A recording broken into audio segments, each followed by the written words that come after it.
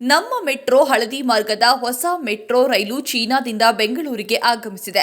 ಚೆನ್ನೈ ಪೋರ್ಟ್ನಿಂದ ರಸ್ತೆ ಮಾರ್ಗವಾಗಿ ಬೆಂಗಳೂರಿಗೆ ಮೆಟ್ರೋ ರವಾನೆ ಮಾಡಲಾಗಿದೆ.